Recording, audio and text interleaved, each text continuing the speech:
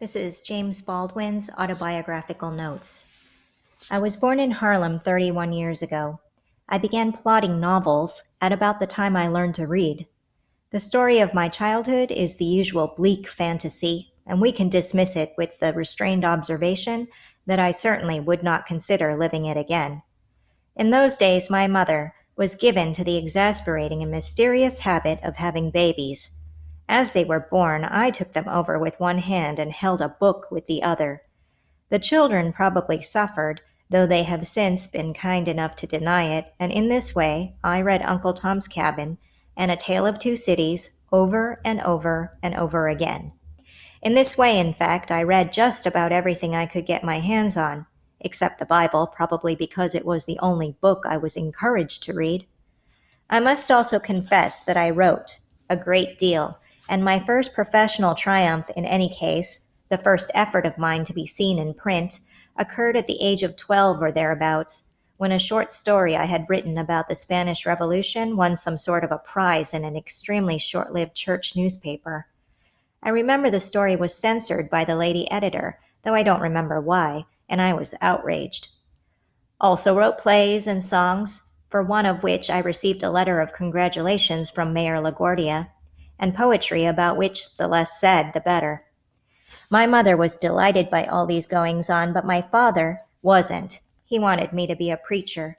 When I was 14, I became a preacher, and when I was 17, I stopped. Very shortly thereafter, I left home. For God knows how long I struggled with the world of commerce and industry. I guess they would say they struggled with me. And when I was about 21, I had enough done of a novel to get a Saxton Fellowship. When I was 22, the fellowship was over.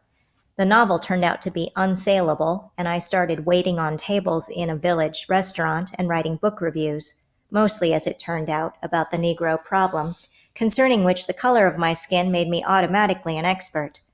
Did another book, in company with photographer Theodore Pelletowski, about the storefront churches in Harlem. This book met exactly the same fate as my first, fellowship but no sale. It was a Rosenwald Fellowship. By the time I was 24, I had decided to stop reviewing books about the Negro problem, which by this time was only slightly less horrible in print than it was in life, and I packed my bags and went to France, where I finished, God knows how, Go Tell It on the Mountain. Any writer, I suppose, feels that the world into which he was born is nothing less than a conspiracy against the cultivation of his talent, which attitude certainly has a great deal to support it. On the other hand, it is only because the world looks on his talent with such a frightening indifference that the artist is compelled to make his talent important, so that any writer looking back over even so short a span of time as I am here forced to assess finds that the things which hurt him and the things which helped him cannot be divorced from each other. He could be helped in a certain way only because he was hurt in a certain way, and his help is simply to be enabled to move from one conundrum to the next. One is tempted to say that he moves from one disaster to the next. When one begins looking for influences, one finds them by the score. I haven't thought much about my own, not enough anyway. I hazard that the King James Bible, the rhetoric of the storefront church, something ironic and violent and perpetually understated in Negro speech, and something of Dickens' love for bravura have something to do with me today, but I wouldn't stake my life on it. Likewise, innumerable people have helped me in many ways. But finally, I suppose the most difficult and most rewarding thing in my life has been the fact that I was born a Negro and was forced, therefore, to effect some kind of truce with this reality. Truce, by the way, is the best one can hope for.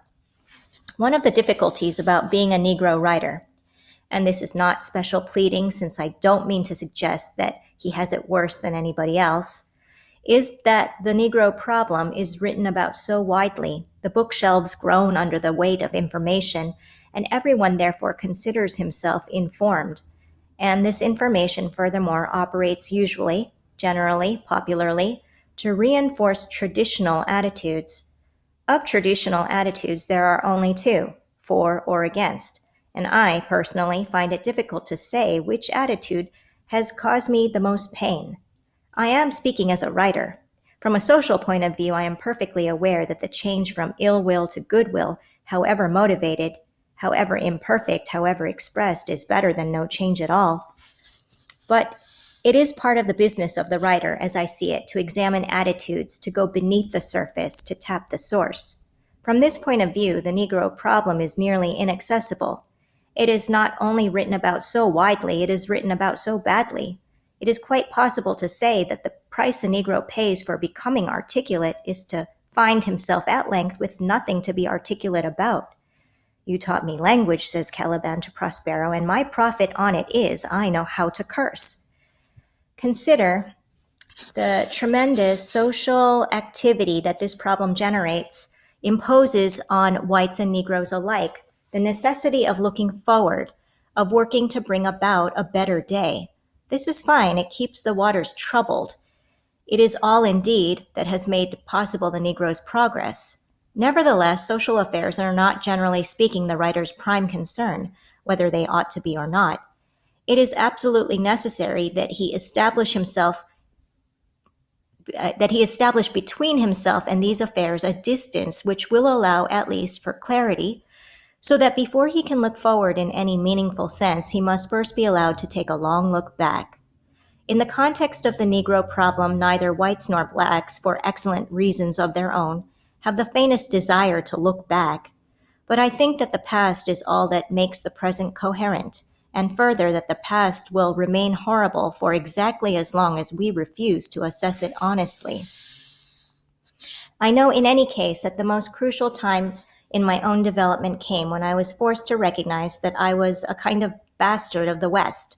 When I followed the line of my past, I did not find myself in Europe but in Africa. And this meant that in some subtle way, in a really profound way, I brought to Shakespeare, Bach, Rembrandt, to the stones of Paris, to the cathedral at Chartres, and to the Empire State Building a special attitude. These were not really my creations. They did not contain my history. I might search in them in vain forever for any reflection of myself. I was an interloper. This was not my heritage. At the same time, I had no other heritage which I could possibly hope to use. I had certainly been unfitted for the jungle or the tribe. I would have to appropriate these white centuries. I would have to make them mine. I would have to accept my special attitude, my special place in this scheme. Otherwise, I would have no place in any scheme. What was the most difficult was the fact that I was forced to admit something I had always hidden from myself, which the American Negro has had to hide from himself as the price of his public progress, that I hated and feared white people. This did not mean that I loved black people. On the contrary, I despised them, possibly because they failed to produce Rembrandt. In effect, I hated and feared the world. And this meant not only that I thus gave the world an altogether murderous power over me, but also that in such a self-destroying limbo, I could never hope to write. One writes out of one thing only, one's own experience. Everything depends on how relentlessly one forces from this experience the last drop, sweet or bitter, it can possibly give. This is the only real concern of the artist, to recreate out of the disorder of life that order which is art. The difficulty then for me of being a Negro writer was the fact that I was, in effect, prohibited from examining my own experience too closely by the tremendous demands and the very real dangers of my social situation. I don't think the dilemma outlined above is uncommon. I do think, since writers work in the disastrously explicit medium of language, that it goes a little way toward explaining why, out of the enormous resources of Negro speech and life, and despite the example of Negro music, prose written by Negroes has been, generally speaking, so pallid and so harsh. I have not written about being a Negro at such length because I expect that to be my only subject, but only because it was the gate I had to unlock before I could hope to write about anything else. I don't think that the Negro problem in America can be even discussed coherently without bearing in mind its context being the history, traditions, customs, the moral assumptions and preoccupations of the country. In short, the general social fabric. Appearances to the contrary, no one in America escapes its effects, and everyone in America bears some responsibility for it. I believe this the more firmly because it is the overwhelming tendency to speak of this problem as though it were a thing apart. But in the work of Faulkner, in the general attitude and certain specific passages in Robert Penn Warren, and most significantly in the advent of Ralph Ellison, one sees the beginnings, at least, of a more genuinely penetrating search. Mr. Ellison, by the way, is the first Negro novelist I have ever read to utilize in language, and brilliantly, some of the ambiguity and irony of Negro life. About my interests? I don't know if I have any, unless the morbid desire to own a 16mm camera and make experimental movies can be so classified. Otherwise, I love to eat and drink. It's my melancholy conviction that I've scarcely ever had enough to eat. This is because it's impossible to eat enough if you're worried about the next meal. And I love to argue with people who do not disagree with me too profoundly. And I love to laugh. I do not like bohemia or bohemians. I do not like people whose principal aim is pleasure. I do not like people who are earnest about anything. I don't like people who like me because I'm a Negro. Neither do I like people who find in the same accident grounds for contempt. I love America more than any other country in the world. And exactly for this reason, I insist on the right to criticize her perpetually. I think all theories are suspect, that the finest principles may have to be modified or may even be pulverized by the demands of life, and that one must find, therefore, one's own moral center and move through the world hoping that this center will guide one aright. I consider that I have many responsibilities, but none greater than this, to last, as Hemingway says, and get my work done. I want to be an honest man and a good writer.